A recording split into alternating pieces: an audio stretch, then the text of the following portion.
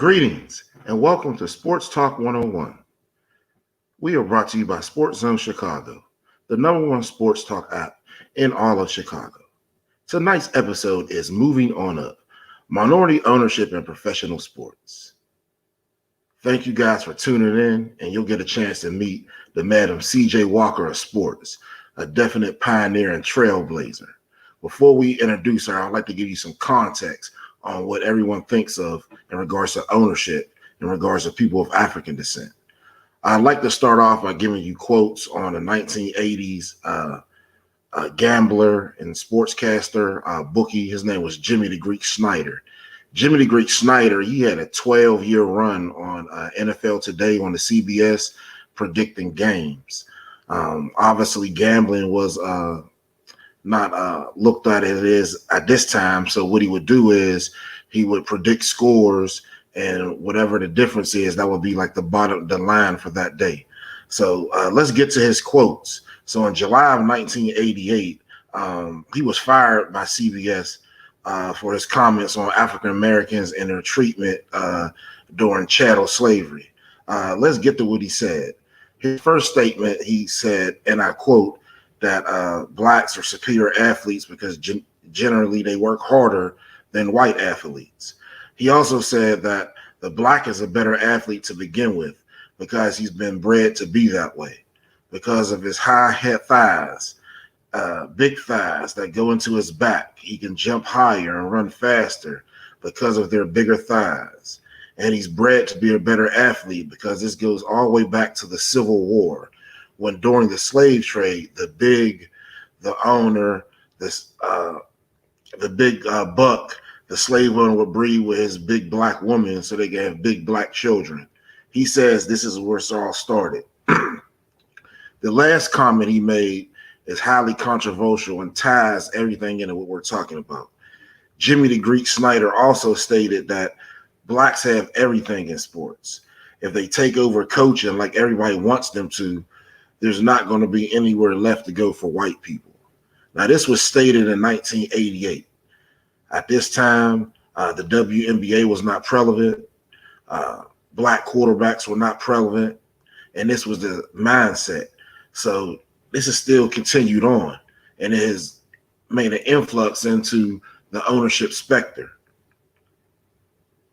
The key thing that we must realize is if you look at today and the social protests are going on, the only way to quell these is through economic shifts.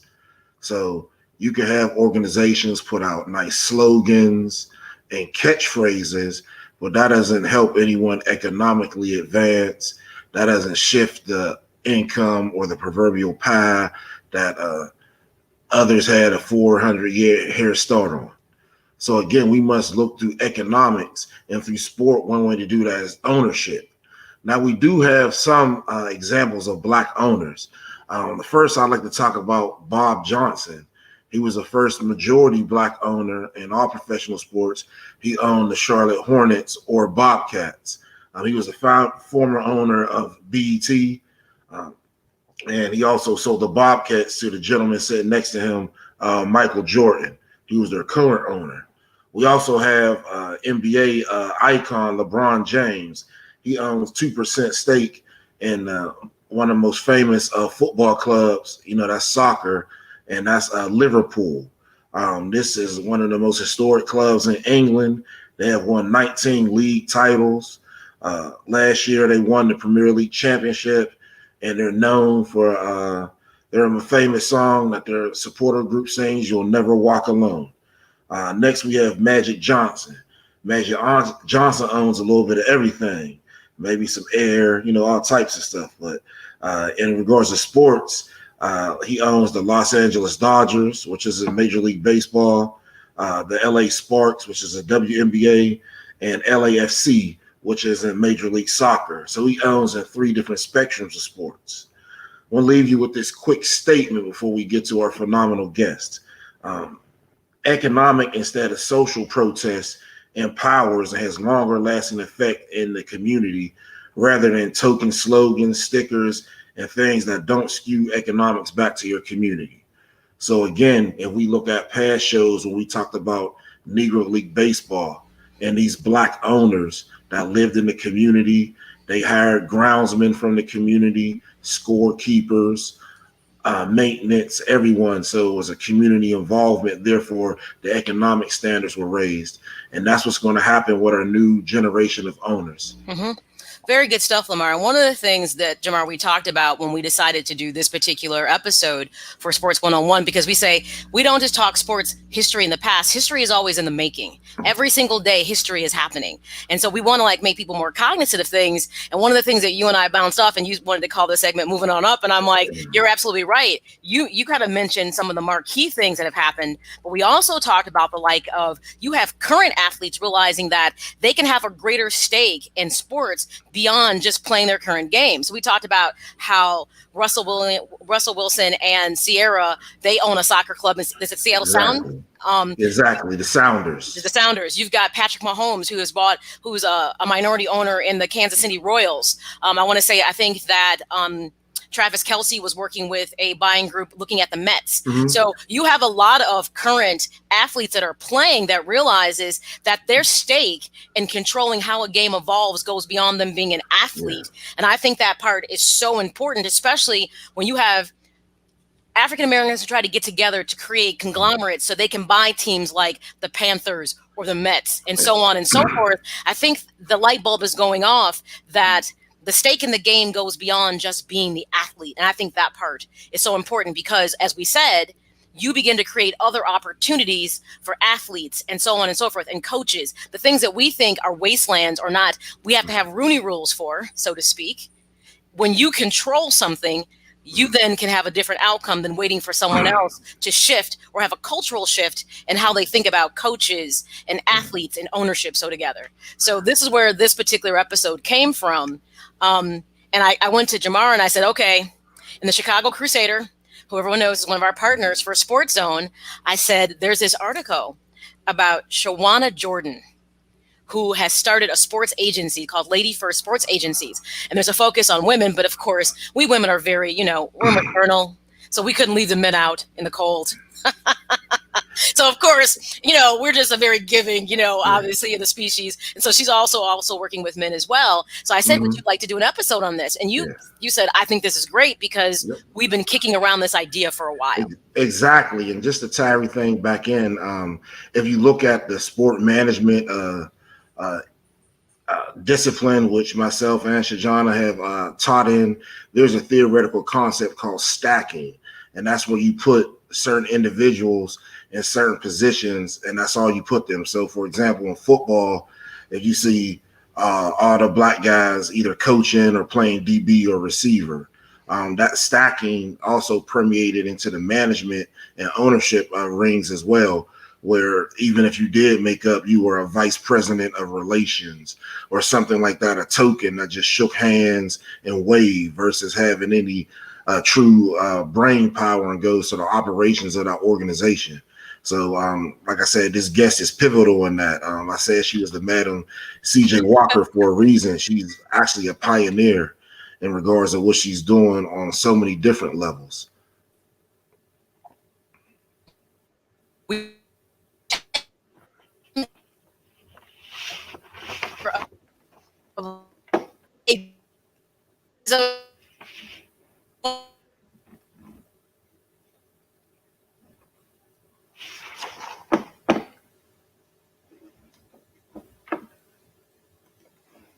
She's there. I'm not sure if she can see us. Yes, I'm here. You froze. Okay. Yeah, we froze up. Okay. I was like, okay. So is that how it was? All right. So let me redo this again. Obviously. So welcome to our guest, Shajaunna M. Jordan, who is the owner and founder of Lady First Sports Agency. Welcome to SportsZone Chicago, as well as Sports 101 with, of course, Jamar Harper. Well, thank you, Shajaunna. Nice to meet you. Nice to meet you as well, Jamar. And thank you so much, Maya, for this opportunity. Thank you guys for acknowledging me and to be called the Madam CJ Walker of sports. Lord, let me get my hat. Let me get my crown. Hey, let's own it. Let's own it. Oh, thank you.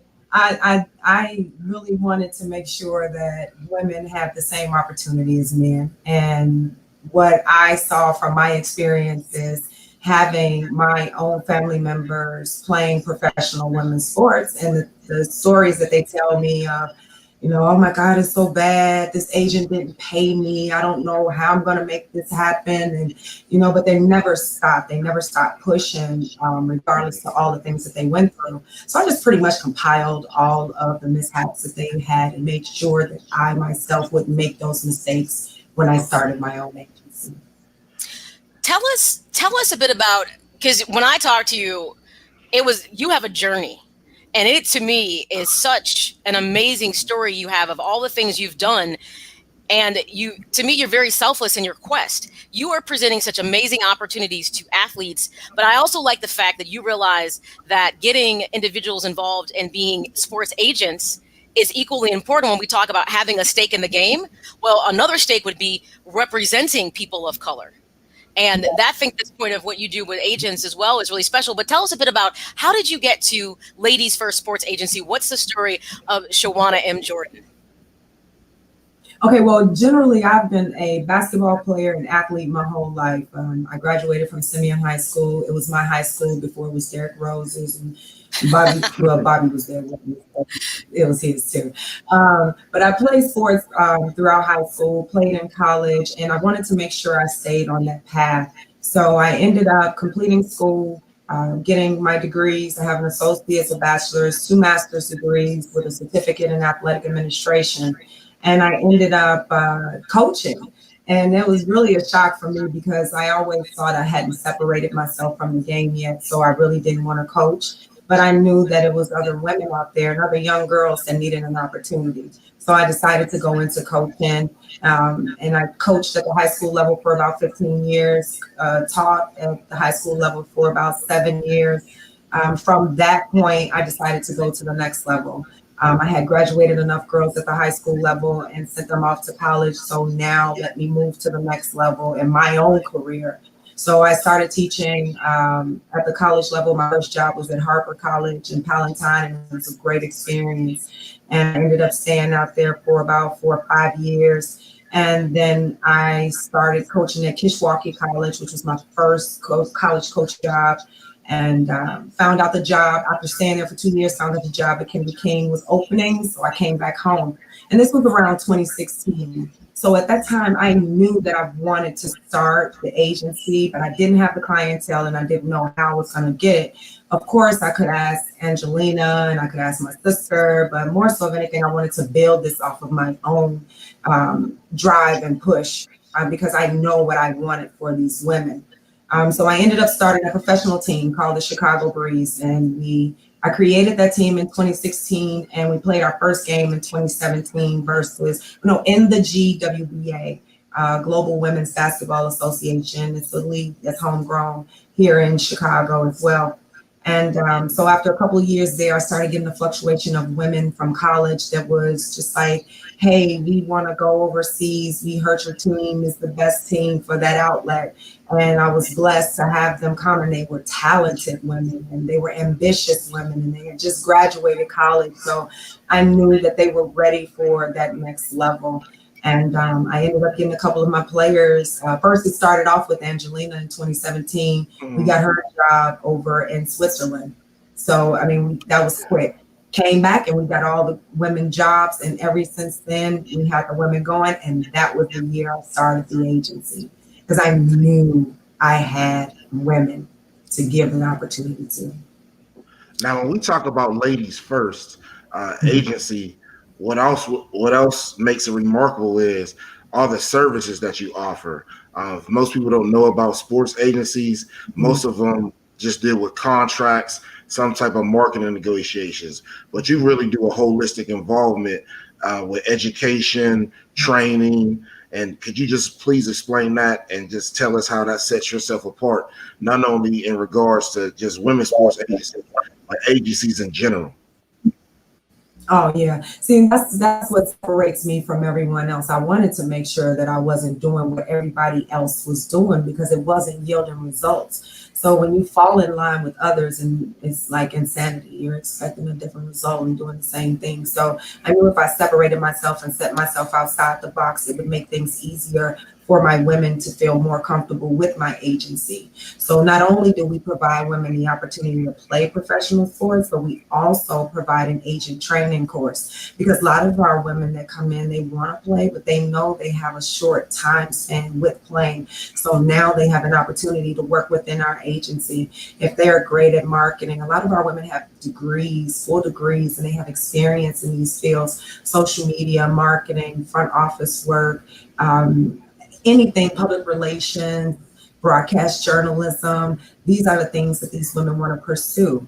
Also, we have an agent training course. I had an agent that I reached out to before. She didn't know the ins and outs of being an agent. So I decided to start some professional development for those that are just starting to be agents. It's more so of the fact that I provide internships every summer as well. And I graduate maybe 12 to 15 students every summer. And this summer in the pandemic, it was only about 9. But other than that, our interns leave with real life experience. They either stay or come back, or they go on and get better jobs. And that's the push for me. I'm always pushing them out. But for the agents, if they want to become an agent, I have free courses they can take just to get the basic information. And then I have other courses that they can take to get the full knowledge of what it is to take, what it takes to actually be an agent. You know, here's a question, because it's interesting, because a lot of times you have youth that they see a job and they're like, I want to do that. And they don't understand what really goes into it.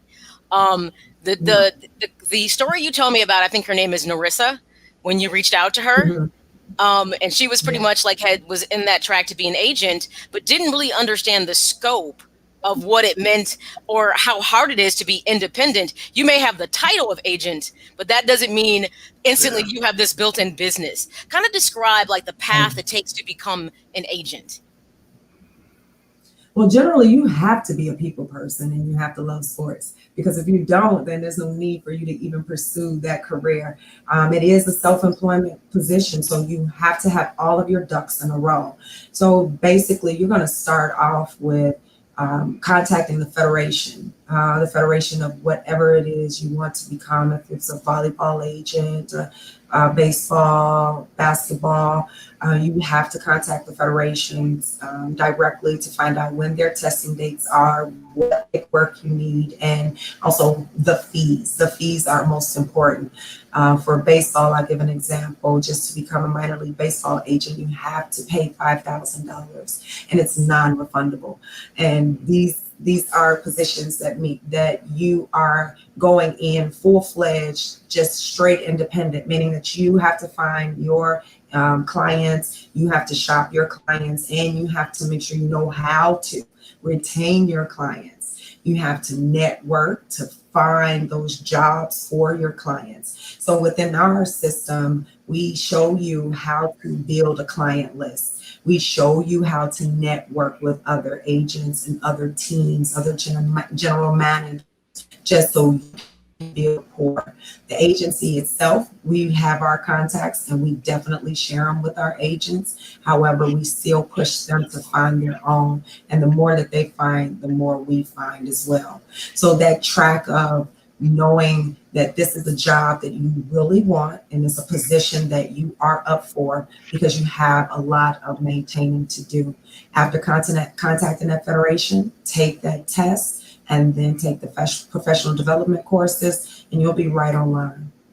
Can you tell us? Can you tell us about some of the bad stories, especially in regards to women of color with agents and coaching in particular? I know oftentimes overseas there may be some marginalization, and then in regards to, like we said, the stacking earlier, taking white males and giving them positions in women's sports, and what you guys are doing to kind of combat that.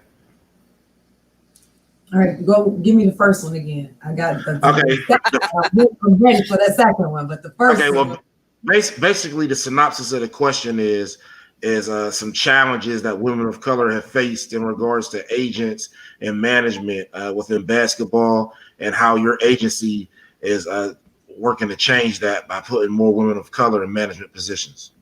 Thank you. That's more so of an ethic and a moral thing with the individual and also the company that the individual represents. We have had women that were talked to poorly, and although they may have had the knowledge, but just the language barriers are sometimes an issue, and that can hurt a relationship as well. With women of color in sport, and especially with our male counterparts, it is the worst. There's always been a good old boys club and never been included in that club. And they will look for a man first. It's always that saying of a woman is going to listen to a white man first, black woman second, white woman second, black woman, and then lastly our black men. So it's more so, I think that we have to bring ourselves to the forefront more because we are knowledgeable about what we're doing and where we want to go, and we have that direction, and we have to be given a chance. Lots of times we're looked over because we aren't as tough. And then when we become aggressive and assertive with things, then, oh, she's overdoing it. Then she's not a woman anymore, and it's so horrible that those lines have been crossed that now we would consider a male to coach women before we would consider a female to coach these women. I wholeheartedly really don't put it on everybody, but a lot of our women don't step up either. Would you say when you started your agency, kind of how has it been received? Like you just said, there's a big marginalization of, not wanting to one, it's an issue being a woman, and then two, it's an issue being a woman of color. So now you've got the double whammy that you're dealing with. So how has it been with you starting your agency? Have people embraced it, or is it still like an uphill battle? You feel like you're still kind of trying to break through that glass ceiling? I'm definitely still trying to break through that glass ceiling. It's an uphill battle. I know a lot of people know me. They know my intentions, they know my heart, and they know what my aim and focus is. And there are people in positions of power that can really help me or put me on the right path, and they won't do it. And I don't know if it's because I'm a she, or if it's because I'm doing something that they didn't think of and I'm doing it better. I just don't know. And then honestly, we really can't have anything to ourselves, women. We can't. As you see, I had to open up a man's side of it because I had men contacting me constantly. I heard you getting women opportunity. Y'all got some men. It's interesting because there always, it seems to be, and there's a pattern with this, that whenever African Americans start something, we always have to modify what the initial intention is. Yes. It can never seem to stay its course. And here's the other part. We tend not to stay the course because in the nature of who we are, we're giving and we're kind. So it's I can't marginalize you because what I'm fighting is marginalization. You know what I mean? So it's like you have to be open-armed, because if not, you become reflective of the very thing that you're fighting. I become a hypocrite. You become a hypocrite. And that's the part I think that's really complicated in this. And it's interesting because, there's still the struggle with, it's interesting. The WNBA is still fighting just to get equal pay, equal attention. And you know what's funny, though? In the midst of this social justice movement, even before it was, let's say, the thing to be outspoken, the WNBA took a stand long before the men in the NBA took a stand. They won't be pigeonholed. They're like, what are you going to do? Fire me? Women have always been trailblazers, even in the civil rights movement, but yet it always seems to take a back seat and people aren't aware of it.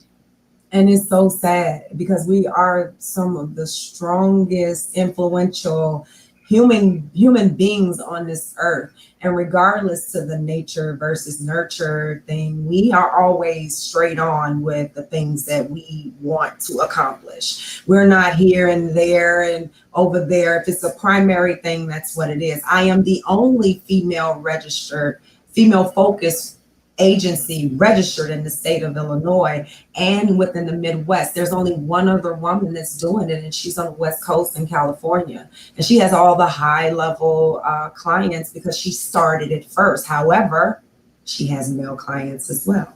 So it's never that one entity that where it's just all women and we're all empowering each other to move up and we're getting there. But it's that interception of you guys need our help. Y'all need us. We don't. We can focus and succeed on our own. And that is always the mistake. And that's the reason why we have that battle. This is kind of, go ahead. Well, Jim, I want to ask this because it kind of segues into you. Do you when we talk about markets to tap into, do you feel, and you and Jamar can probably talk about this, especially with HBCUs, there's such a wealth of talent that often gets overlooked, even though I think that might take a slight shift if we're not careful. Do you feel this is an area that can be, that's really untapped, but that might change in the future, the immediate future? I definitely do. Shajaunna, when we were just talking about this show, like Maya said, I got extremely excited because I have some mentors and some friends that are prominent women athletic directors at Division I institutions. Dr. Ingrid Wicker McCree at North Carolina Central, Tiffany Tucker at University of North Carolina at Wilmington, Jennifer Thomas is the athletic director at Alabama State, and those are countless others. But again, you're starting to see more and more of a shift in historically Black colleges with women in leadership, not only in sports, but in administration. So I think that is a perfect place for this to happen. And with organizations like this, it can definitely grow your business exponentially in regards to the talent, leaving that, as you said, already gets marginalized, and then coming from a historically Black college, you can have people hypothetically transitioning from lower leagues in Europe to upper leagues in Europe to potentially the WNBA. So I think the sky's the limit, and I'm a full-fledged supporter of your all women of color organization. I think that's more important, not only to have a women's organization, but a women of color, especially African descent. That's just so powerful, and owning that is impactful as well. So thank you. And for me, I don't even look at it. It's hard for me to even just take the compliments that everybody throws at me or the things that people say about me. It's kind of like I don't know what else to do. My coach, my high school coach, is seriously the reason I am who I am today. If it wasn't for her kind heart and her nature of making sure that I was in the right position, right place, right time, all the time, I don't know where I would be. And for me, I think that what I'm doing is something that everybody wanted to do, but just really didn't have the guts to do it, or made excuses to say that this is too much work and why would I do all this, and they're not going to appreciate that. And you have to find the ones that do. It's not everyone out here that don't want the opportunities. And our women have been passed on so much and for too long because we have the talent. And especially at our historical Black colleges, oh my God, the brightness that our students have, our athletes are just tremendously in shape and they work hard. And so I don't see where it's not an issue where we shouldn't give them an opportunity. But this right here is what is supposed to happen. So that's why I say it's kind of hard for me to just take all of that, because if I don't know what would we do if this wasn't happening. You're right. We're going to take a quick break, and when we come back, not only did you start the agency, but you did a lot of partnerships with others to kind of build and create opportunities when opportunities weren't immediately available. So let's take a quick break and we'll come back and we can learn more tell us about the Breeze and the Bandits and all these other things that you've got going on to create, platforms for people to be able to get to where they're trying to go. Jamar, you want to send us to break? Thank you. And once again, I love being in the company of these two powerful women today. Again, that should show you that, as a man, we can sit side by side with power and recognize that and let it flourish instead of trying to damper it. So again, Welcome to Sports 101. We have this great episode today. We will see you in a few minutes to continue with this legacy impacting conversation. All right, guys, we'll be right back.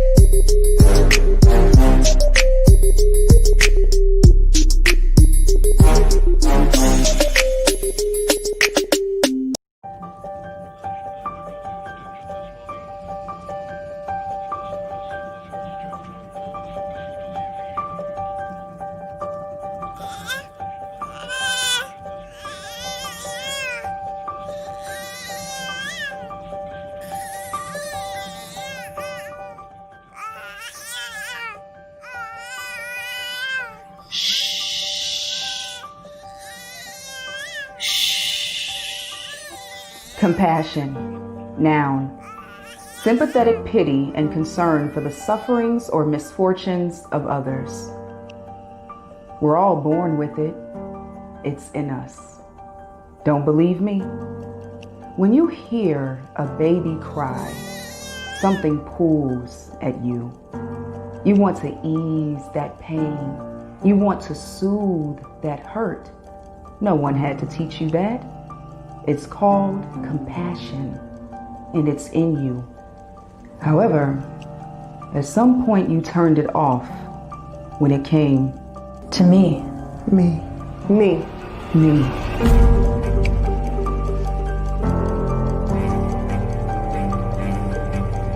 The cries of my soul have gone unheard, but today, you will hear me. My heart has wailed a melody loud enough to shatter your ears, and you ignored me. But this week, you will hear me.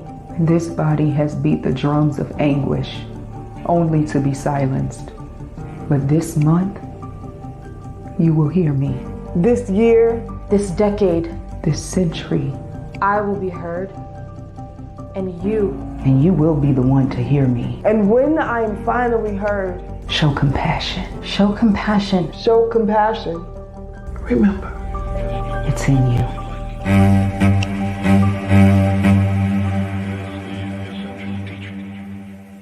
But that is a very profound hour.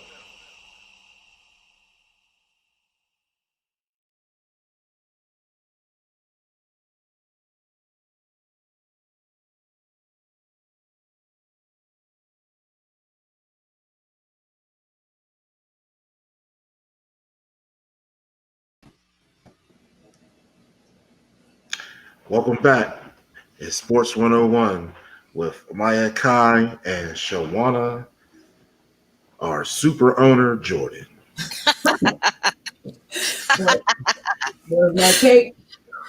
There you go. Fly. Good What stuff. I need to for. Hey, those commercials are awesome. Have you seen? It's a series, and they're really powerful. They really, really are. I feel like she really hits home about compassion. It's like it's there, but why does it go on deaf ears to so many people? It's interesting. So yes, good stuff. So before the break, we talked about the fact that you are creating opportunity, but you've also taken different routes in regards to creating platforms, let's say maybe when something didn't exist, to begin to help individuals to begin to pursue their goals and their dreams. So tell us a bit about the Breeze and the Bandits, but then you've got some other projects that you're working on as well. Right. So what I created was a division. See, what happens is everyone in the agency is a part of the agency, but the sports division is totally separate. The sports division provides women the opportunity to literally stay in the game and to also get the stats and play against competitive and professional competition before they get ready to go overseas or to their next venture. So I created a league, a women's basketball league called the IPWBL. It's the Independent Professional Women's Basketball League. And I own the league and all the teams in it. I own the Chicago Breeze, the Indy Bandits, and the Memphis Blaze. And 2021, I will start in Iowa with the Iowa Bounce. These teams provide women the opportunity to play, obtain game film, and we posted right up on a YouTube channel, on our YouTube channel, the Chicago Breeze and the Indy Bandits. Of course, the Memphis Blaze, the Memphis Blaze page will be empty because they haven't played yet this year, but next summer I'll have one as well. And it enables the women to share their videos just in case they do get an opportunity to go overseas. And we have an intern, a videographer that does that as well. So with the IPWBL, we're contracted from other leagues to complete their game schedule. So that way they pay us to play them, which is a great thing because I don't pay my women. I pay for everything. I pay for their travel, I pay for their meals, their hotel, their uniforms, facilities, and insurance. So all they really have to do is just show up with a pair of shoes and have a great attitude and let's win these games. So the women travel from Chicago to Indiana to Memphis and next year Iowa. So it's an interleague game. And then we fill the rest of our schedule with contracted games. Also, I look out for women for volleyball as well. I have a professional women's volleyball team called Match Point, and we are registered with the USA V Volleyball. And so we are compiling our teams now. We're working on a partnership with the brand new professional women's volleyball association that's coming into Chicago. It was supposed to come in this fall, but I'm pretty sure they put a halt on everything due to the pandemic. And once that comes in, I'm pretty sure we'll be working closely with them to help provide women that want to continue to play volleyball afterwards. Also, we have a professional softball team here called the Chicago Bandits. And they're not, you don't have to have a license in order to get those women jobs. It's just more so of a draft situation. And so I'm going to start a fast pitch team for women over the summer, of course. I hate doing things in the spring because we already know it's going to rain out. So why waste your time in the spring? But in the summer, so we'll start with the fast pitch in the summer for the women. And then next in line will be soccer. So within my sports division, I want to make sure that I have all these teams for the women to compete and then also gain that experience, because we don't have women that's just going overseas, but it's women that are staying on the team or women that's going over there and they're coming back and then they're sharing the experiences and what they've learned new. So that sports division helps women stay in the game. Well, I know you have a lot of experience in sports and particularly in education. Are you kind of pushing some of your younger women that may be interning or future stars in your organization and maybe focus on sport-minded careers in their education? Absolutely. And especially those, I try to keep them away from the psychology of sports, because I don't know how many jobs you're really going to get with that one, but I encourage them. If they are great with social media, and I always tell them, like, you're an athlete, you're sports minded. So let's see what you can do with our Facebook page or anything like that. So for instance, I have a football player, Tyler from St. Francis in Joliet, and he's working with the Men Too part of it, and he does the social media for it every single day, and that is what he's good at. He's good at creating posts, he's good at putting the news out there. So I tell him, take this page, create something. Let me see what you can do, make it usable, and let me see how well people react to it. Because I'm not that savvy, I'm not that young, and I don't know what a geotag is, Snapchat, and all of that. So I let them run that, and so they make me look good, like I know what I'm doing. But it's all them, and I give them the credit. And so now they're building that portfolio. And as soon as they get ready to go for that job, you say, "What have you done?" "Oh, well, I did this." And so now I have so much to show you, and this is what is currently still running from when I started it, because when I started it, they had nothing. So that's what I like to give them, that ground up. So you help me create this and you build this. I'm going to give you the guidelines and I'm going to give you the policies and rules of how we're going to run it, but I need you to overall head it and put things in place. And they do a great job at it because this is what they want to do. Now, excuse me, speaking of soccer, and in mind, you can go ahead and take it. I would just like to expound on you to possibly look at maybe some overseas opportunities. This tactic is used by religious institutions associated with basketball for years, where they always have a 7-foot center from a certain place. So there's a lot of people moving from Africa that have daughters that are being left out. Their brothers are getting picked up to play football, basketball. It'll be a great opportunity if you wanted to expand your organization into other cities, because there's so many markets. I can tell you one, for example. Everyone talks about Monet Davis, but her story started because they actually had like a boys team at first, and then they had stopped playing, and then they started a girls team, and then they found Monet Davis. So if the boys wouldn't have quit playing, that she wouldn't have had the opportunity. So there's so many young women like that in the United States that need, a bridge builder like yourself to just show them that they can exceed and will exceed in sports. And I just think that will increase participation, not only in high school, but on the collegiate level. Yes, yes. And I got something for you, but I'm going to let Maya go because I know she don't. Oh, no. Throw in what you're saying. About my partnerships. It's about the partnerships that that I've created to help these younger women and older women get to the next level. So we have a partnership with the International Sports Academy in Willoughby, Ohio. Of course, it's like a prep school. You go, you live on campus, you create your academic plan. So if you want to go for school to get your associates, your bachelor's, or even your master's, your postgraduate degree, you are able to, and you can work out there, train at the facilities. You will have a full schedule. You live on the campus, you get 3 meals a day. I mean, it's a place for you to focus. The campus is huge. It's beautiful. We literally went out on a trip and I did a whole live video on it. And that was during the time when I knew that the pandemic wasn't allowing these kids to go back to school. And this was a place in Ohio, not far, where you can go and focus on your craft. They're going to train you, have top trainers there. The facilities are awesome.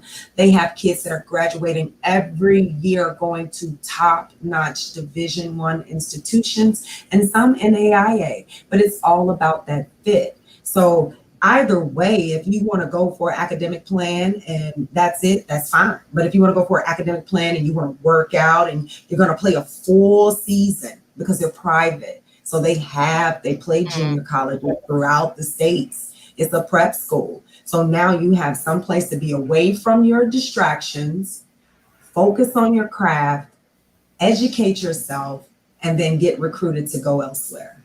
So with that partnership, it's tremendously great for our youth right now, I think.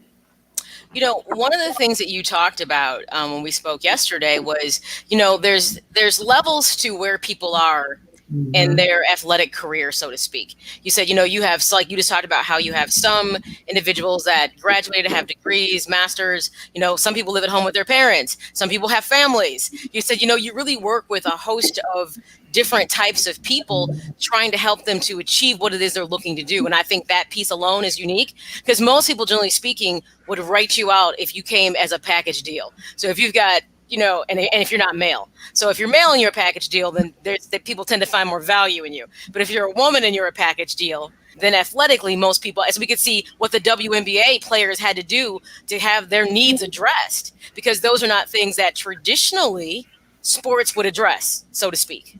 No, no, not at all. I totally agree. And that's the hard part for the younger generation now. They can't decipher in between those things that are relevant versus what's not important. So I definitely know that. But then within the partnerships that we create, it helps to build some of the character and some of the insight that they need to be successful and move forward to that next level. Do you have any mentorship programs for high schoolers, things like that? We don't at the time. I have a foundation. I know nobody's heard of it. They will, right at this moment. Here it goes. They will now. I do have a it's called Girls Become Women's Sports Foundation, and I have it for the women and the younger girls teams. I want them to be able to have a safe haven where they can come in and they can have someone to talk to, not only just about sports, but about life, because everything is a real life situation. And within it, I want to make sure that all of my girls clubs, see, that's one thing I didn't tell you about the Chicago Breeze, the Indy Bandits, and the Memphis Blaze, and the Iowa Bounce. They all have girls clubs attached to them.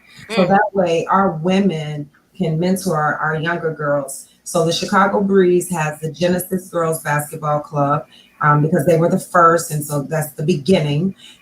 Then we have the Indy Bandits with the Banditos. I love it. I love the Banditos. I love it. Look, my hashtag is Little Thieves. Dude, I love it. Banditos. Okay. And then for the Blaze, it's the Flames. So we have the Flames for the girls. So, and then for the Iowa Bounce, it'll be the Iowa Dribblers. So we'll make all the girls programs attached to the women's programs. And this year I was going to do something totally different. I was going to have my league. Every time we play interleague games, I would have our girls teams play before the women. Okay. That way they can invite their friends, their family, and then they can stay for the women's game. And then that way they can see it. If we don't create the culture of them seeing other people that look like them doing it, then they won't do it, because it's not for us. Shajaunna, could you please expound upon that? Oftentimes today, in regards to certain songs that recently have been released, the topic is in regards to imagery, in regards to positive affirmations outside of your body and physical characteristics. Can you please just explain the importance of sports, and also seeing women that look like you play sports, how that combats that narrative that social media and society puts out in regards to is often based off degradation? Yeah, and it's more of how we perceive ourselves as well. Lots of times women aren't happy with the way that they look or how they physically look as a regular individual or an athlete. And it's more so of that stigma that women have to display and show themselves in order for them to get the recognition. So if you take into consideration the bikini basketball or club and the lingerie football, that's what I was, oh God, look at the women's physiques. Okay, they're cut, they're gorgeous, they're athletes. It's no different from any other structure of any other man, because they work out the same way we work out. It's no different. And to have to expose yourself in order to get notoriety doesn't help. And that's what our young generation does now. They look at social media and they think that the eyelashes and the weave and the fingernails and all that is what's going to get them forward in life. But being an athlete, you are taken away from that scenario because you don't have time to focus on that. You want to get better as an individual inside and outside. So your appearance is not what you're focusing on. You're so much more focused on yourself versus the young lady that's not mentored and not guided. And she doesn't even have to play sports. She just needs to be around a different group of people of influence. And that's what our young girls fall into, that trap of. And then it's the sexuality part of it. Oh, girls that play basketball are lesbians. No, we're not. We just love to play sports, and sometimes we're just a little aggressive, and that's it. But it's not always those stigmas. But I do feel that women that play sports are more confident, and they will not tolerate more things that women who have not been in sport. I concur. They don't know the aspect of team. And that's the reason why we have so much division in between all of our young girls now. So instead of congratulating each other and saying, girl, you did good, she thinks she know everything. But adults do that too. But it's just bad that, that's what they see. And so to try to divide them is hard. So with my foundation, I'm going to make sure I get them all. It's just girls. Girls, you come here, you hang out here, you're going to get some knowledge. You're going to get structure, those type of things. We have to do it.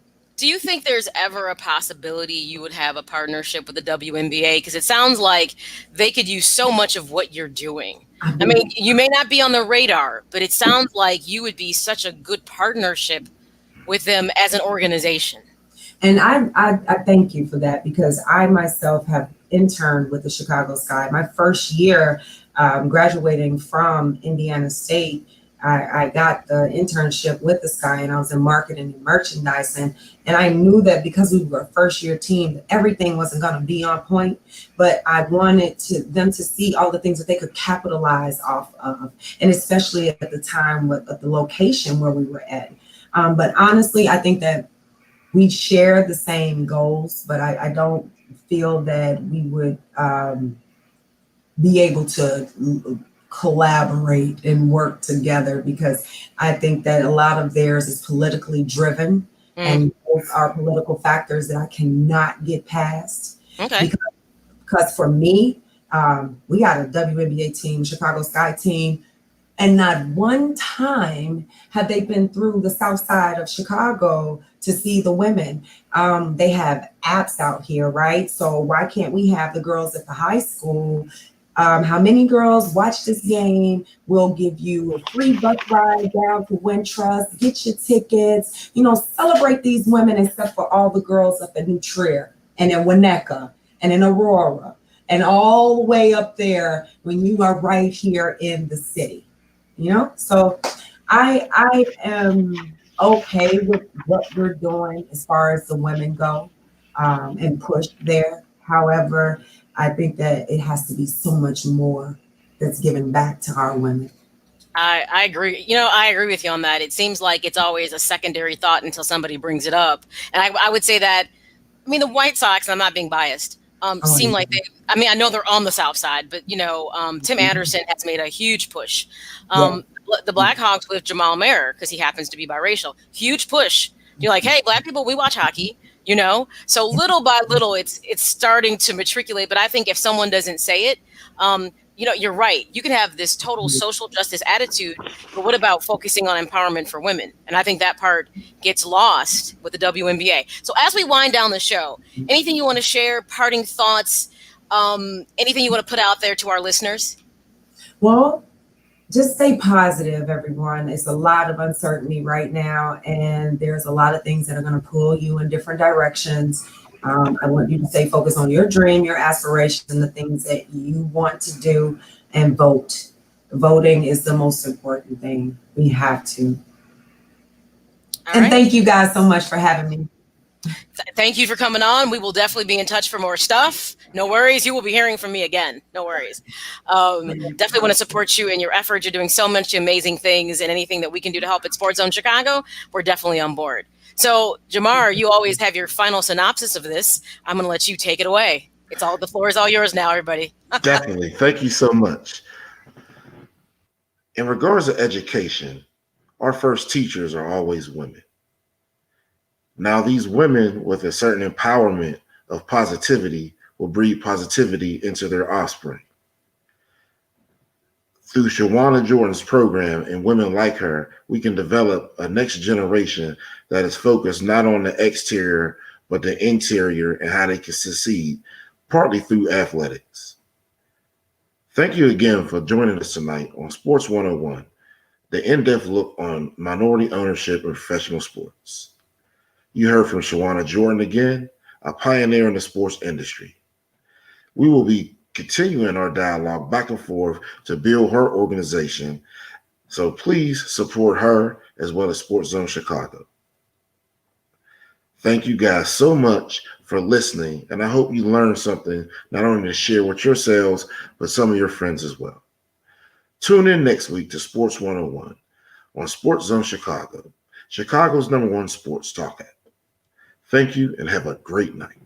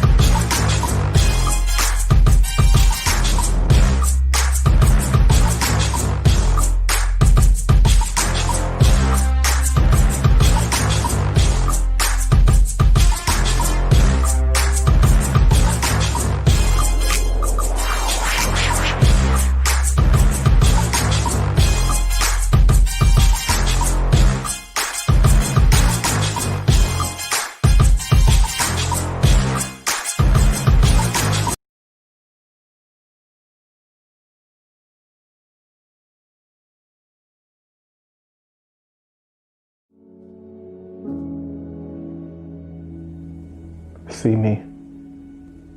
See me. See me. See my dark skin and my kinky hair. See me. Don't see past me. Don't see through me. See me. See my tan skin and my curly hair. See me. Don't see past me. Don't see through me. See me.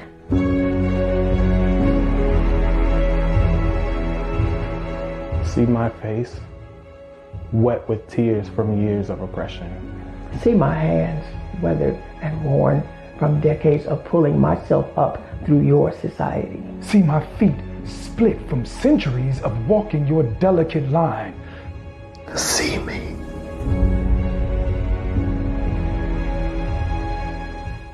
See me. See me. I'm tired.